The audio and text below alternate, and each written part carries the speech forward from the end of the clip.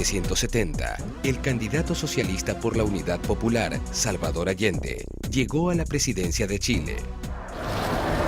Haremos los cambios revolucionarios en pluralismo, democracia y libertad, lo cual no significa, óiganlo bien, lo cual no significa ni significará tolerancia contra los antidemócratas, tolerancia con los subversivos, ni tolerancia jamás con los fascistas, camaradas.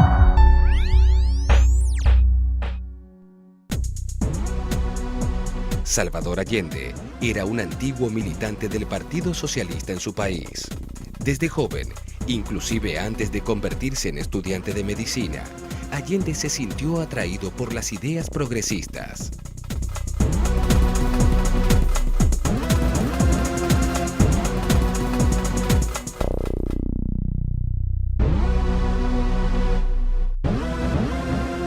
En abril de 1933, participó en el nacimiento del Partido Socialista de Chile. Más tarde, en 1937, fue elegido para el Congreso y entre 1939 y 1942 fue ministro de Sanidad.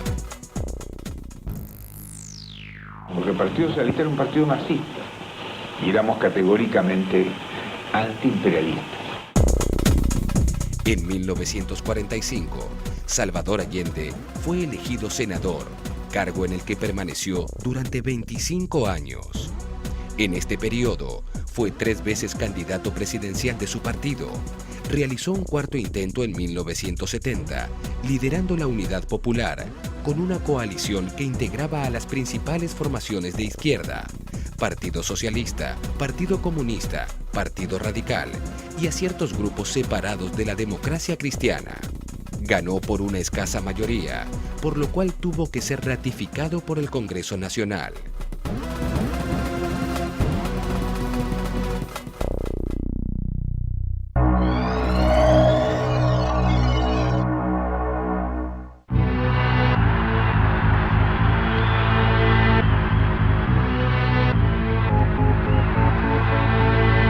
Pero el candidato socialista debió recorrer un camino lleno de obstáculos hasta llegar al poder.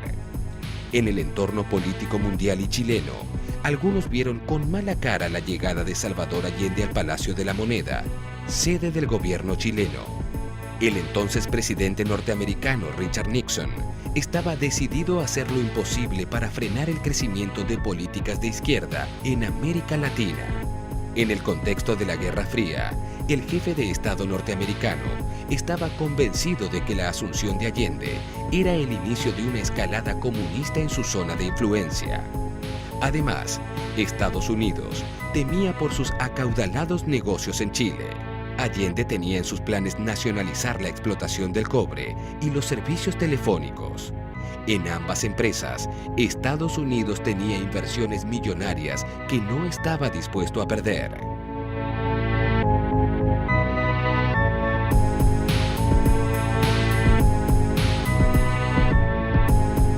Ante esta perspectiva, Estados Unidos elaboró un plan previo para que Allende no llegara al poder. Hoy sabemos que lo que más conviene a Chile, a los altos intereses nacionales, es que el pueblo sea gobierno, y por eso venceremos el 4 de noviembre.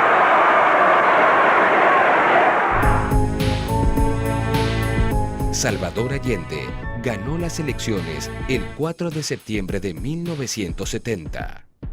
El triunfo se conoció a la 1 de la madrugada del día 5. La Unidad Popular obtuvo el 36,22% de los votos contra un 34,09% del empresario Jorge Alessandri, sustentado por la derecha, y un 27,87% de Radomiro Tomic, de la Democracia Cristiana, el partido que, con Eduardo Frei Montalva a la cabeza, tenía el poder en Chile desde 1964. Allende era el nuevo presidente, solo faltaba que el Congreso lo ratificara el 24 de octubre. Les pido que se vayan a sus casas con la alegría sana de la limpia victoria alcanzada, y que esta noche, cuando acaricien sus hijos, cuando busquen el descanso, piensen en el mañana duro que tendremos por delante, cuando tengamos que poner más pasión y más cariño para hacer cada vez más grande a Chile y cada vez más justa la vida en nuestra patria.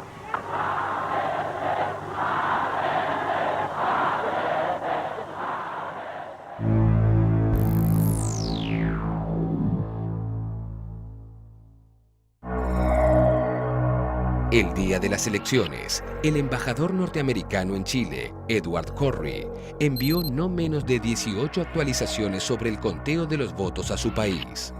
Corry describió que podía escuchar el rugido creciente de los allendistas que aclamaban su victoria en las calles. Estados Unidos solo contaba con 7 semanas hasta el 24 de octubre para impedir que el Congreso ratificara el triunfo de Salvador Allende. La Casa Blanca comenzó a trabajar de inmediato. Para el 16 de septiembre se puso en marcha el proyecto Fubelt, el nombre clave que escondía como objetivo impedir que Allende llegara a la presidencia. Al código de 2 letras que la CIA le daba a Chile, FU, se le agregó Belt, cinturón. Pero no era solo la Casa Blanca la que no quería a Allende en el gobierno. En los 60 días transcurridos entre las elecciones y la transmisión oficial del poder, parte de la población se opuso a Allende. La burguesía alta y media que había votado al candidato derechista Alessandri hacía cola ante bancos e instituciones de ahorro para retirar sus fondos. Algunos hasta compraban en las agencias de viaje sus pasajes para irse del país. Un clima de incertidumbre y temor se respiraba en Chile. El gobierno democristiano de Eduardo Frei, aún en funciones, guardaba silencio.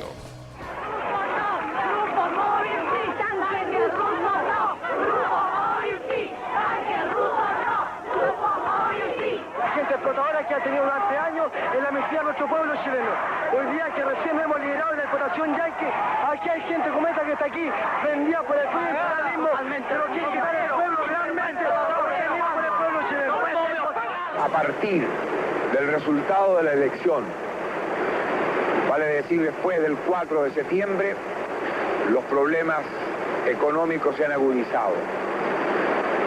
La derecha desesperada ha tratado de crear un clima de caos.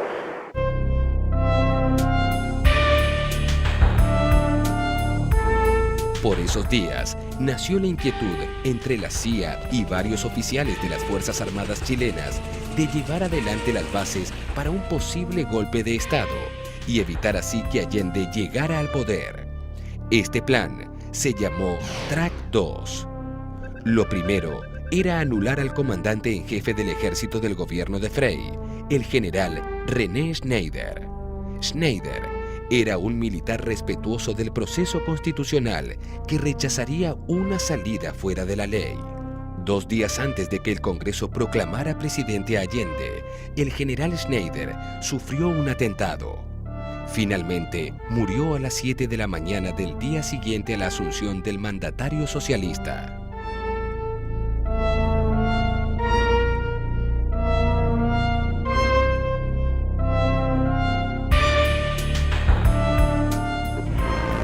Hemos manifestado al presidente de la República que a nuestro juicio esto forma parte de un plan sedicioso que se veía venir y que debe tener profundas y hondas raíces y que puede arrastrar a situaciones dolorosísimas si no se toman las medidas necesarias y no se procede con la drasticidad suficiente a fin de prevenir lo que en la mente extraviada o mercenaria de algunos está en marcha. El general Carlos Prats fue su sucesor. ¿Se han tomado medidas de seguridad? Indudablemente que sí. ¿Cuáles son? Ya se le van a comunicar a usted. General Prats, ¿esto está en manos ya de la justicia militar? Sí, señor, desde la mañana de hoy. ¿Quiénes tienen? El juez militar ordenó la sustanciación del proceso y el fiscal Lyon ya está sustanciando. ¿Usted cree que es un hecho político concreto o que es algo general que está ocurriendo? Es un hecho político, evidentemente.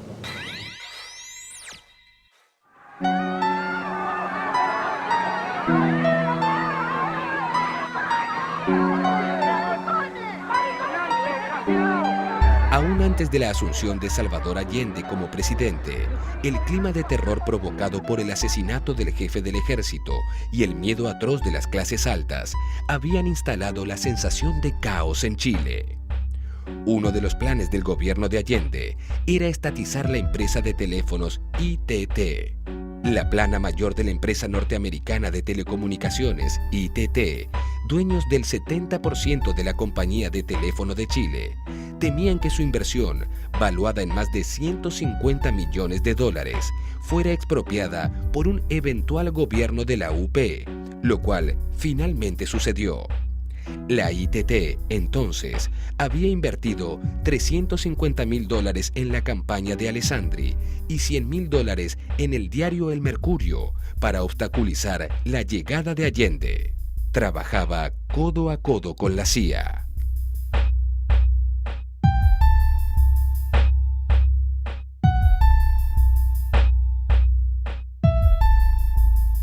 Otro intento para que Allende no llegara a la presidencia fue el llamado Plan Track 1.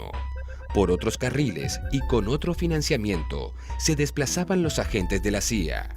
Ese plan apuntaba a convocar nuevas elecciones en las que debía ganar Frei Montalva. Una de las variables era convencer a los ministros más importantes del gobierno democristiano para que renunciaran a sus cargos. Se conjeturaba que a Frei no le hubiera quedado más opción que constituir un gabinete militar para luego retirarse, lo que hubiera dado lugar a un golpe blanco en el que los militares tomarían el poder y llamarían a nuevas elecciones. Pero el plan no prosperó. Más allá de los sobornos que se pagaron, a última hora Frei Montalva cambió el rumbo. Se abstuvo de ceder a las presiones de la CIA, prefiriendo negociar acuerdos políticos con el futuro presidente socialista. Finalmente, a pesar del atentado contra Schneider y los intentos de la CIA, Salvador Allende fue confirmado por el Congreso chileno. Tuvo 153 votos a favor, 35 en contra y 7 en blanco. El Congreso Pleno proclama presidente de la República para el periodo comprendido entre el 3 de noviembre de 1970 y 3 de noviembre de 1976 al ciudadano Salvador Allende Gossen. Se levanta la sesión.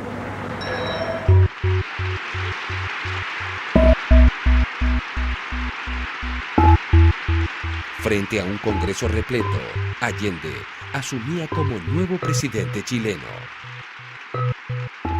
Como chileno y como presidente de la República, cumplir con este deber tradicional de todos los presidentes de Chile, de venir a saludar a quien va a sucederlo en el cargo.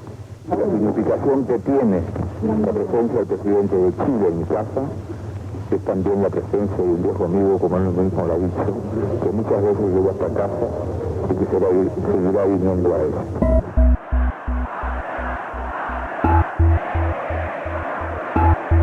Haremos los cambios revolucionarios en pluralismo, democracia y libertad.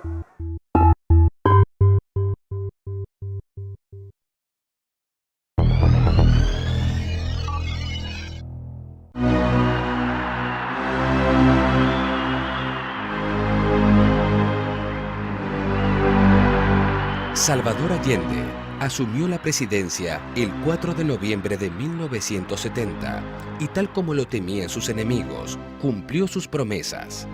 Dictó un reajuste del salario mínimo, los sueldos tuvieron un aumento efectivo del 40%, congeló los precios de artículos de primera necesidad e implementó la distribución gratuita de leche.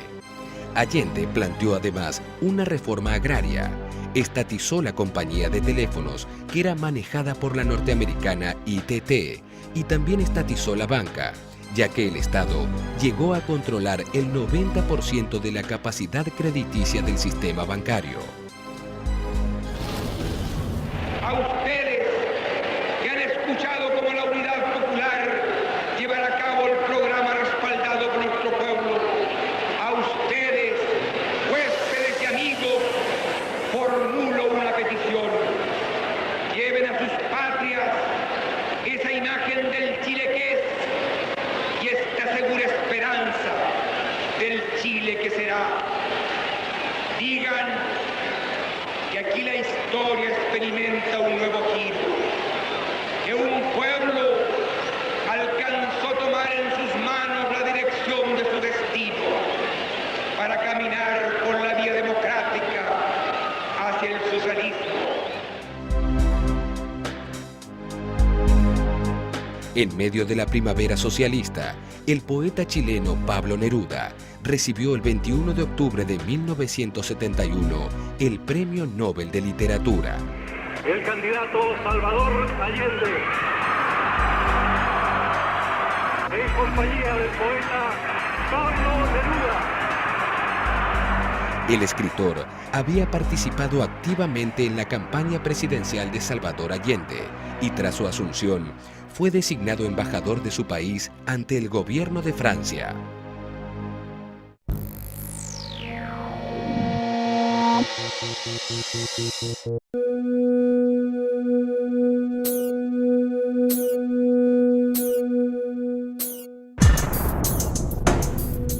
En el curso del primer año de gobierno, se habían nacionalizado 47 empresas industriales y más de la mitad del sistema de créditos. La reforma agraria expropió e incorporó a la propiedad social 2.400.000 hectáreas de tierras activas. El proceso inflacionario se moderó y se consiguió el pleno empleo. Las primeras medidas de carácter populista y la imagen de cambio social que aseguraba Allende dieron su fruto en las elecciones municipales de abril de 1971. La Unidad Popular logró aumentar al 50,9% su representación. En este contexto, la UP nacionalizó en abril el hierro. Antes había hecho lo propio con el carbón y finalmente, el 11 de julio, mediante un voto unánime arrancado a la oposición, la riqueza clave, el cobre. Una vez más debo recordarles que el cobre es el fuego de Chile, así como la tierra es su pan.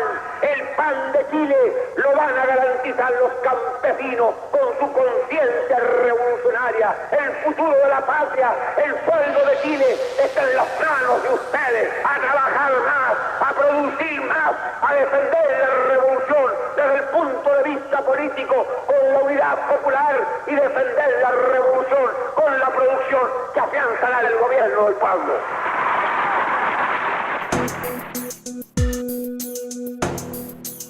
La Unidad Popular recuperó todos los yacimientos explotados por las filiales de compañías norteamericanas, la Anaconda y la Kennecott, sin indemnización. El gobierno calculaba que las dos compañías habían hecho en 15 años una ganancia excesiva de $80.000 millones.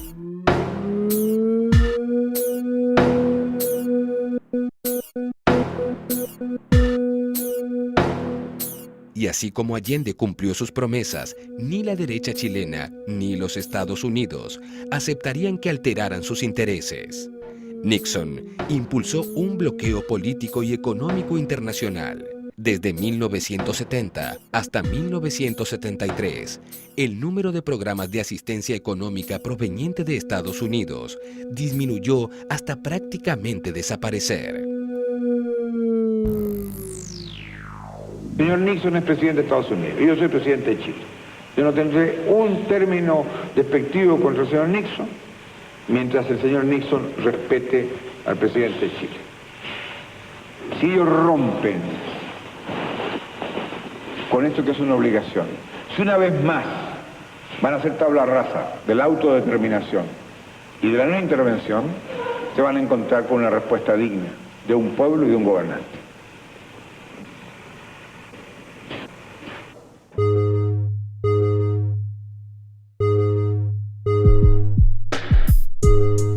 El gobierno de Nixon también procedió a aislar diplomáticamente a Allende en todo el mundo, realizando consultas para que otros países de América Latina se alinearan en promover preocupación ante el gobierno de un socialista en Chile.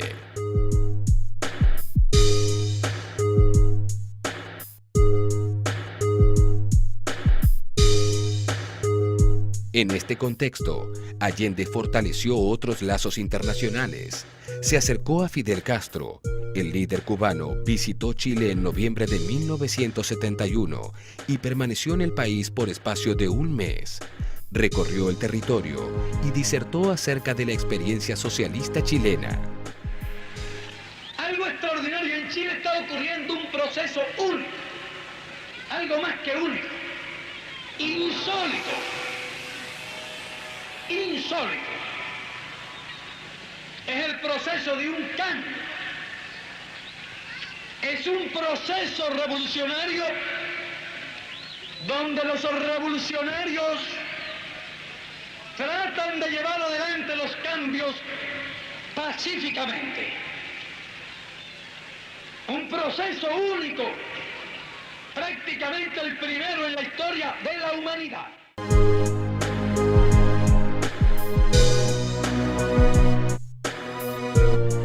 El mismo Allende visitó en Cuba a Fidel Castro en diciembre de 1972 durante una gira por distintos países.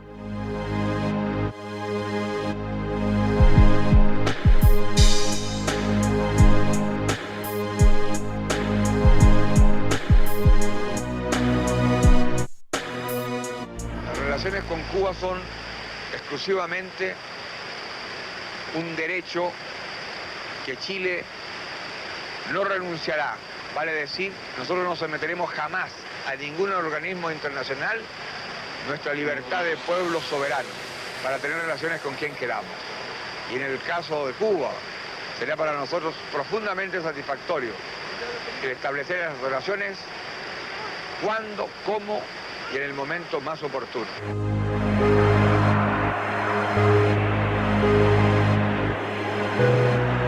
Allende no atenuaba su descontento y aprovechaba cada oportunidad para hacer saber la difícil situación de su gobierno.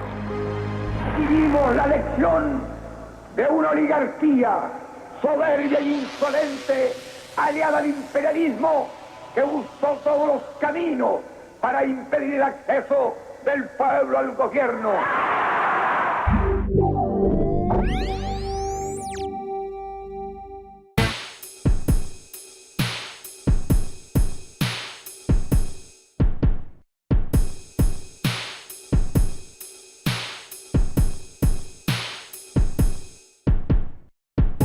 También se integró a los demás países latinoamericanos.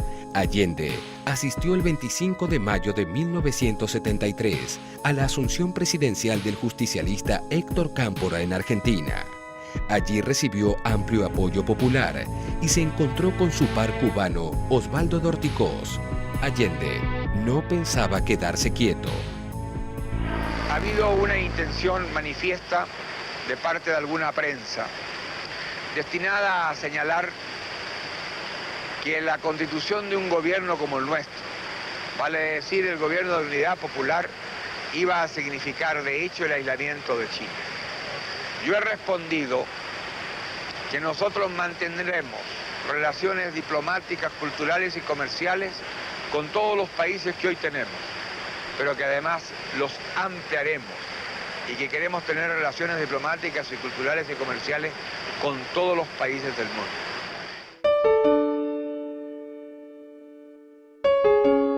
Chile estaba en una situación difícil.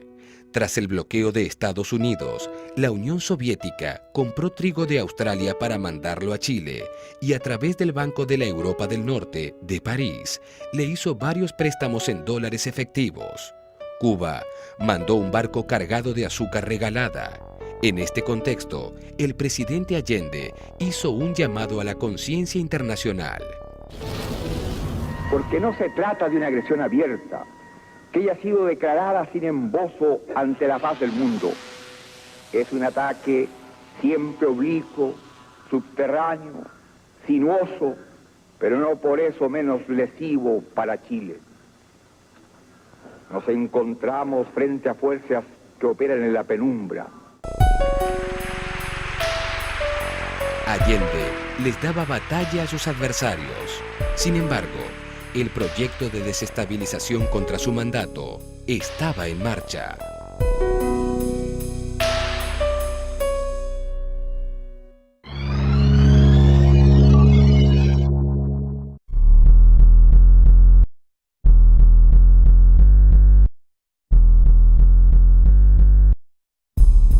Salvador Allende gobernaba Chile con casi toda la maquinaria empresarial en contra. La CIA además proporcionó $1,5 millones al diario El Mercurio en una operación que, según los documentos desclasificados años más tarde, jugó un papel significativo en preparar la escena para el golpe militar del 11 de septiembre de 1973. Habían llegado a Chile 5.300 norteamericanos y saludé con agrado la presencia de los turistas, de los periodistas, de los intelectuales, de los artistas, o toda aquella gente que venía con un propósito honesto. Pero al mismo tiempo dije que seguramente entre esos, y en un porcentaje no despreciable, había gente de la CIA. Agentes encubiertos de la Agencia de Inteligencia Norteamericana se acercaron a oficiales chilenos descontentos. Se creó propaganda falsa en la que se insinuaba que la izquierda chilena planeaba apoderarse del control de las Fuerzas Armadas. Y de a poco, la desestabilización llegó a las calles. Ante el vaciamiento que comenzaba a notarse en los supermercados, el 2 de diciembre de 1971 se organizó la Marcha de las Cacerolas, una protesta de mujeres en contra del desabastecimiento y en contra del gobierno en general.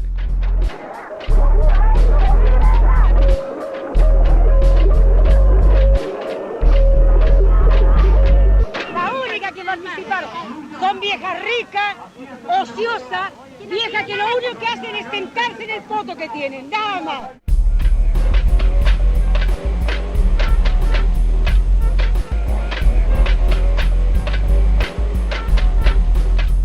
Aparentemente, esta marcha estuvo también digitada por un sector de alto poder adquisitivo de la sociedad chilena. Y este es un gobierno corrompido y degenerado, señor. Degenerado y corrompido, inmundo. Comunistas asquerosos, tienen que salir todos de Chile. Las mujeres estaban escoltadas por jóvenes militantes de derecha, provistos de camisas azules, cascos, cadenas y armas ligeras. La manifestación culminó en un enfrentamiento abierto con fuerzas de orden público, sin muertos ni heridos graves.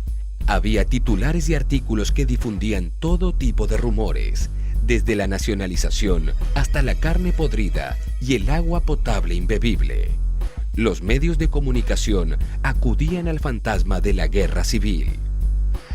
Algunos empresarios han provocado artificialmente una situación económica en sus propias empresas. Han despedido obreros, no han querido comprar materias primas. Algunos agricultores no han hecho la siembra de primavera. En resumen, vivimos entonces un momento duro que solo podrá ser superado sobre la base de un gran esfuerzo y de la gran responsabilidad del pueblo.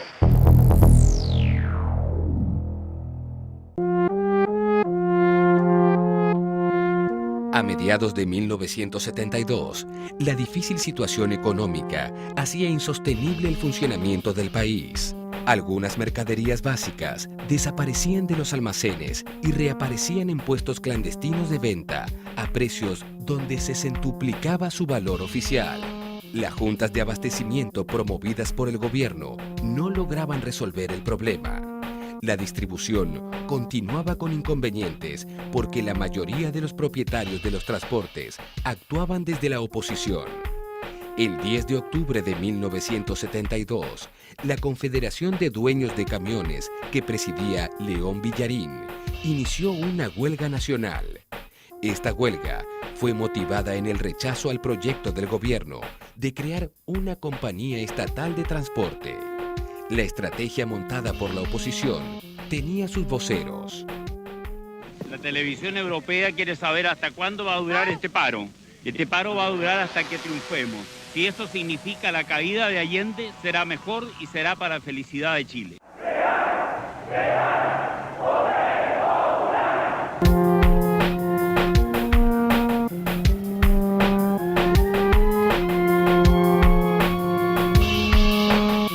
Pronto se plegaron el comercio y la pequeña industria, los médicos y los empleados bancarios. El paro de octubre fue seguido atentamente por los agentes de la CIA destinados en Chile y por la oposición, quien dio apoyo económico a los huelguistas. De otra manera, ningún gremio podría haber soportado una medida tan feroz que como saldo provocó la pérdida de $1 millón. Nosotros estamos claros de que falta papa, falta azúcar, falta todas esas cosas que produce la tierra.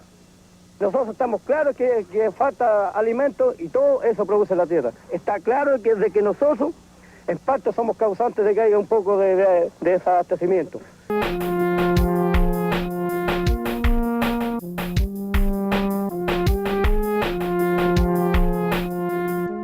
Para atenuar el caos, partidarios de la Unidad Popular hicieron trabajo voluntario tratando de paliar las deficiencias en el abastecimiento producidas por la huelga. También podría indicar que en repetidas ocasiones los comerciantes que auspician este mercado negro están tratando de comprarnos a nosotros los inspectores ad honorem con dinero que colocan entre los libros de inspección o regalos que nos ofrecen. Pero debo decir, a nombre de mis compañeros, que nosotros actuamos con una moral revolucionaria y que no tenemos precio.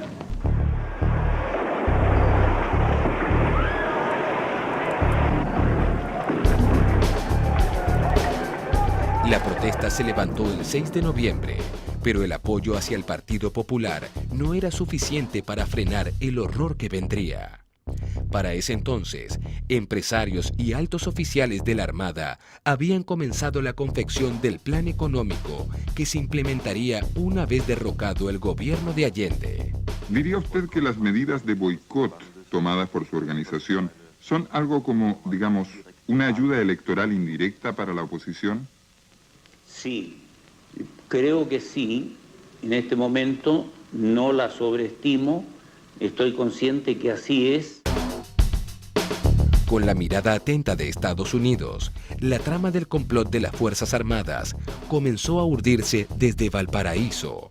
Allí, oficiales de la Marina, la Fuerza Aérea, el Ejército y Carabineros habían empezado a reunirse en secreto para planificar el derrocamiento de Allende. El general Gustavo Lake se convirtió en el corazón de la conspiración. Para mediados de 1973, la economía seguía cuesta abajo. El 29 de junio de 1973, el coronel Roberto Souper comandó un intento fallido de alzada militar, desobedeciendo la orden de entregar el mando del regimiento blindado número 2.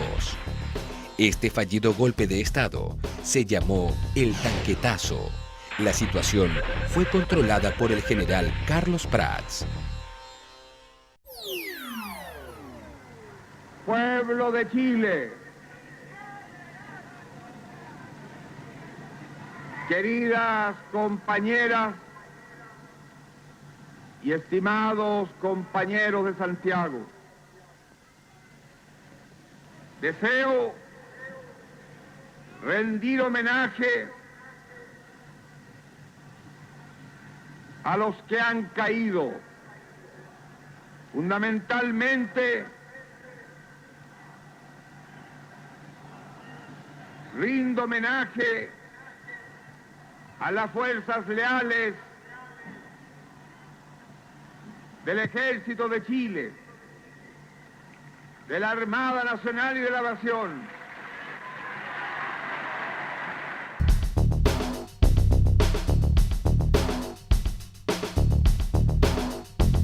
Allende confiaba en su entorno castrense. Sin embargo, a partir de ese momento, era cuestión de tiempo para que el ejército llegara a la toma del poder en Chile. Allende no creía que los militares que lo rodeaban podían derrocarlo. Ese regimiento rodeó La Moneda. Mientras sucedían estos hechos, repito, el comandante en jefe del ejército, junto con los generales Pinochet, Pickering, Urbina y Sepúlveda, trazó el plan para reprimir a los subversivos.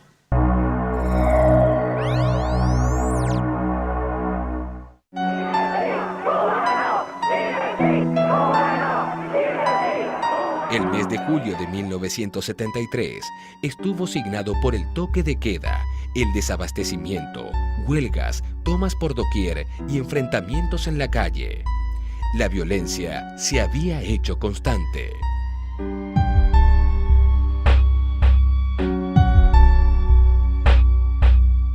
La Confederación de Sindicatos de Dueños de Camiones anunció un nuevo paro nacional indefinido.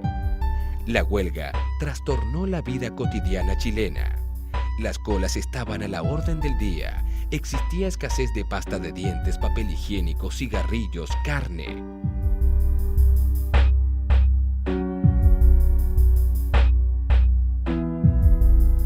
Al gobierno de Allende le quedaban pocos días de vida cuando, en respuesta a una fuerte presión de los oficiales del ejército, Carlos Prats, jefe de la fuerza, se vio obligado a renunciar. En ese momento, su sucesor, Augusto Pinochet Ugarte, se mostró indignado frente a la actitud de sus compañeros. Santiago, 24 de agosto de 1963. Orden de comando. Con el ascenso del general Pinochet a comandante en jefe del ejército, nadie supuso que el golpe de Estado se precipitaría tan rápido.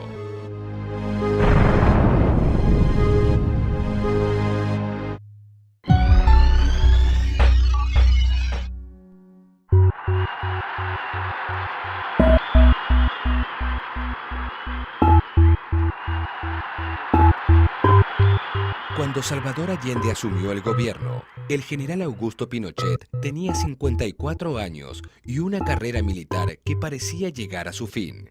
Sin embargo, su destino sería muy distinto.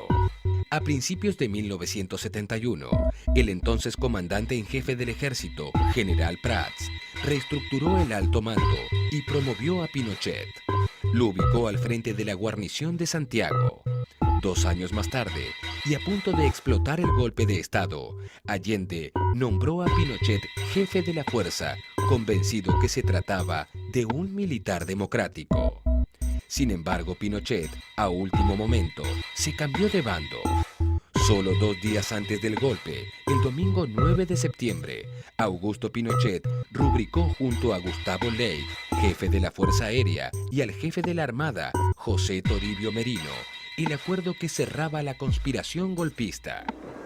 A mediados del mes de septiembre de ese año, tomé contacto con el comandante en jefe de la Armada, un vicealmirante, con la segunda antigüedad de la Fuerza Aérea, general del aire, con el comandante general de la guarnición de Santiago y con el director general de Carabineros.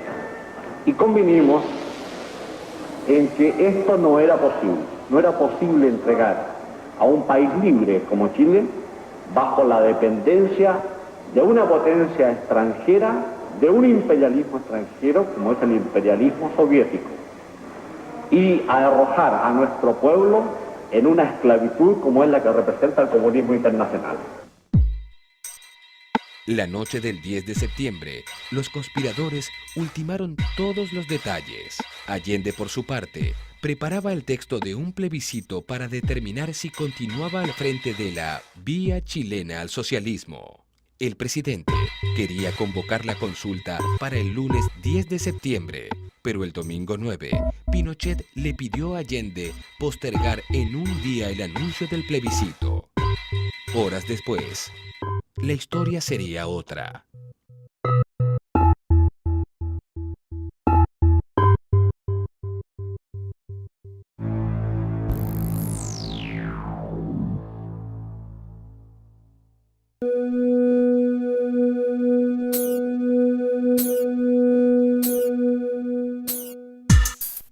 El golpe de Estado del 11 de septiembre de 1973 comenzó a las 6 de la mañana. Se inició en la costa pacífica de Valparaíso con el despacho de tropas navales chilenas a Santiago. La Armada norteamericana también estaba presente. Supuestamente, se encontraba en las costas chilenas realizando un ejercicio conjunto conocido como el UNITAS. A las 7:30, el presidente Allende, al tanto de la sublevación, se reunió con su grupo más cercano en el Palacio Presidencial de la Moneda para analizar la situación. El golpe de Estado ya había estallado. No pasó mucho tiempo para que los tanques cercaran el lugar. La situación es un poco intranquila, pero tranquila. Se explica esto en la medida que hay mucha gente que se está retirando de sus hogares y hay muchos, como siempre, que están de curiosos.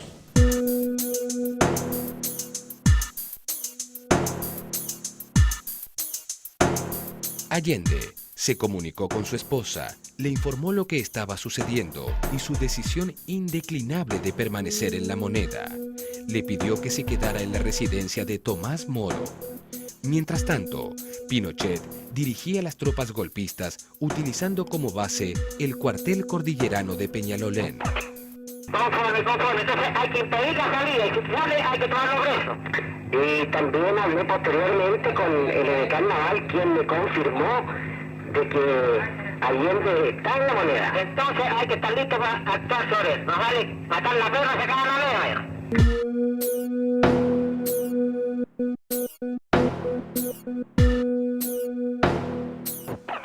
El presidente de la República, ya lo vieron ustedes hace algunos minutos, está dentro del Palacio de la Moneda y a las 8:15 de la mañana habló por primera vez para anunciar que había problemas en Valparaíso.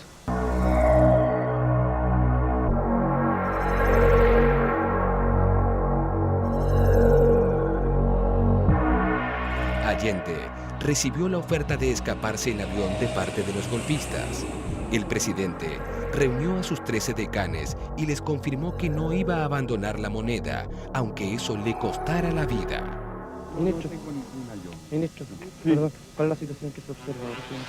Mire, yo vengo saliendo de la Moneda y el presidente está decidido a mantener el gobierno. Eso es lo que él dijo y no tiene ninguna vacilación al respecto. A las 8:40 se escuchó por radio la proclama de los militares que no cumplían con las leyes de la democracia. Las Fuerzas Armadas y Carabineros de Chile declaran, primero, que el señor presidente de la República debe proceder a la inmediata entrega de su alto cargo a las Fuerzas Armadas y Carabineros de Chile. Segundo, que las Fuerzas Armadas y el Cuerpo de Carabineros de Chile están unidos para iniciar la histórica y responsable misión de luchar por la liberación de la patria del yugo marxista y la restauración del orden y de la institucionalidad. Firmado Augusto Pinochet Ugarte, general de Ejército, comandante en jefe del Ejército. Toribio Merino Castro, almirante, comandante en jefe de la Armada. Gustavo Lee Guzmán, general del Aire, comandante en jefe de la Fuerza Aérea de Chile. Y César Mendoza Durán, general, director general de Carabineros de Chile. Los aviones Hawker Hunter de la Fuerza Aérea realizaban amenazadores vuelos rasantes sobre la Moneda. Por las ventanas del edificio, los jóvenes de la escolta presidencial trataban en vano de defenderse. Los tanques ya habían disparado sobre la enorme puerta colonial del palacio y se sucedían las ráfagas de fusiles automáticos. La violencia comenzaba a regar sangre a su paso. Son las 10:15. Hace 25 minutos que comenzó el baleo y el fuego se mantiene incesantemente.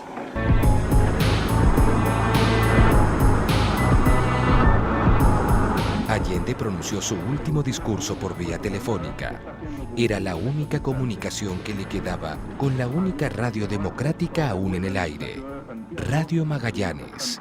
Colocado en un tránsito histórico, pagaré con mi vida la lealtad del pueblo. Tienen la fuerza, podrán avasallarlo, pero no se detienen los procesos sociales, ni con el crimen, ni con la fuerza. La historia es nuestra y la hacen los pueblos. Sigan ustedes sabiendo que mucho más temprano que tarde, de nuevo, abrirán las grandes alamedas por donde pase el hombre libre para construir una sociedad mejor. ¡Viva Chile! ¡Viva el pueblo! ¡Vivan los trabajadores!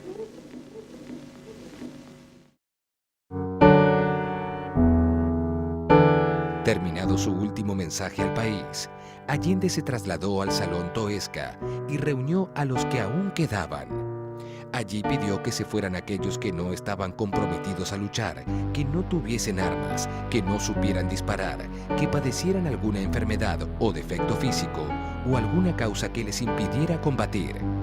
Mientras tanto, Pinochet sentenciaba: rendición incondicional, no hay parlamentar.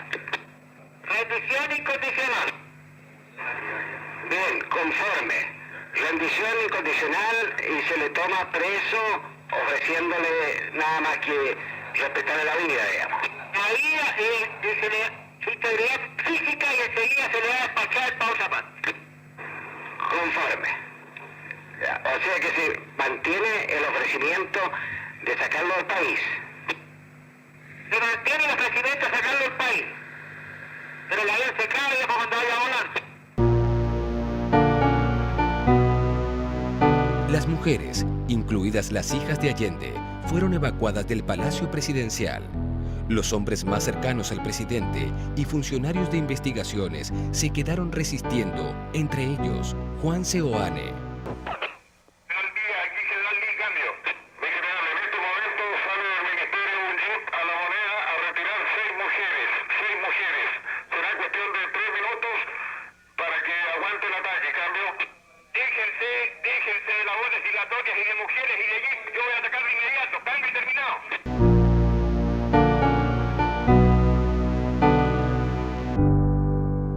Apenas las mujeres alcanzaron a salir del Palacio de la Moneda, comenzó el bombardeo aéreo.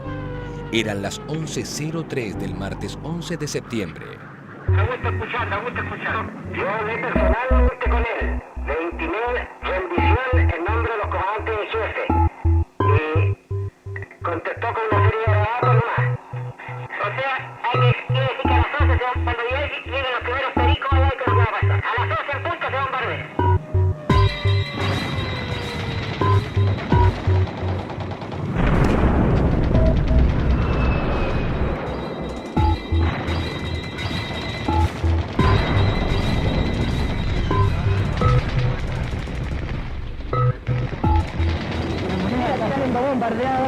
La Moneda está siendo bombardeada.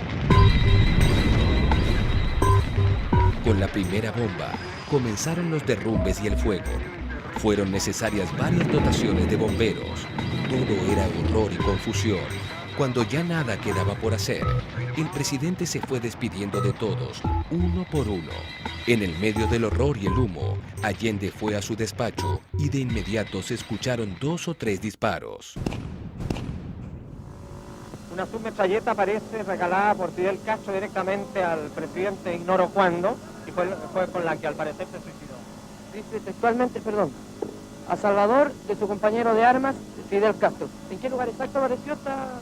En las manos del señor Allende en los momentos que entramos a la oficina cuando ya estaba muerto. ¿Esta es el arma con la cual él se quitó la vida? Al parecer, no estamos seguros si fue suicidio, esto lo va a investigar la justicia militar. Salvador Allende se suicidó con una ametralladora que le había regalado Fidel Castro, la misma arma con la que había resistido durante 6 horas. La primera arma de fuego que disparó en su vida. 14 horas después del golpe, solo había humo y nubes sobre Santiago. La historia chilena quedaba marcada con sangre y fuego.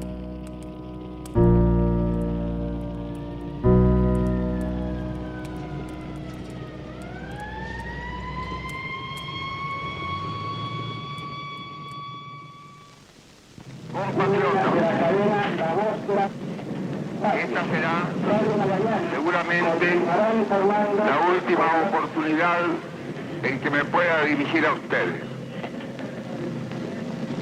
La Fuerza Aérea ha bombardeado las torres de Radio Portales y Radio Corporación. Seguramente Radio Magallanes será callada. Y el metal tranquilo de mi voz no llegará a ustedes, no importa. Lo seguirán oyendo.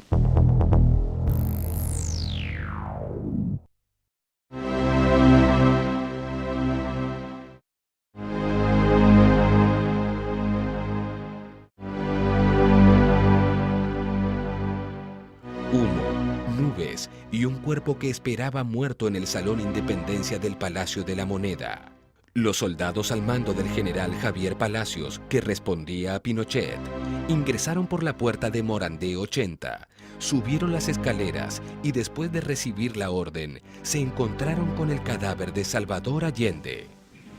El día 11 de septiembre, On September the 11th, se llevó a efecto en forma coordinada, it took place in a coordinated way.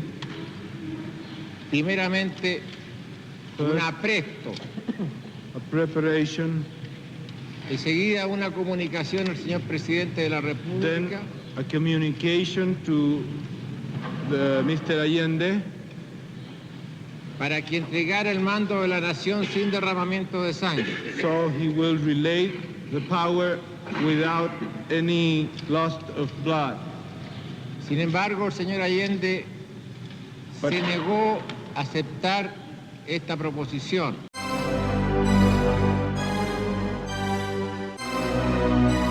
Palacios reconoció el cuerpo de Allende por el reloj.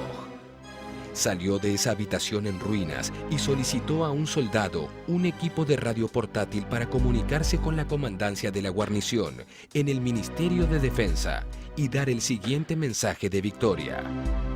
Misión cumplida, moneda tomada, presidente muerto. Durante 4 oportunidades se le pidió que se rindiera garantizándole la vida, y enseguida que se le llevaría al país donde él quisiera con su familia. Carvajal, superior de Palacios, se comunicó con los generales Leigh y Pinochet. Que se que lo echen en un cajón y lo embarquen en un avión viejo junto con la familia, que el entierro lo hagan en otra parte en Cuba. Vamos a tener una pelota para ir para el entierro, si este gallo está para morir, tuvo problemas.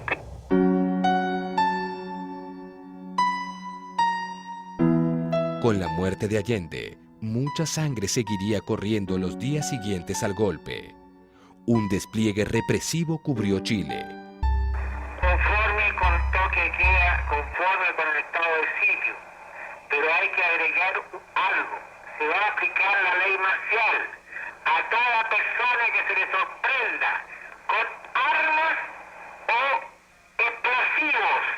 Va a ser fusilado de inmediato. El general Augusto Pinochet, luego de encabezar el golpe de Estado, se proclamó presidente.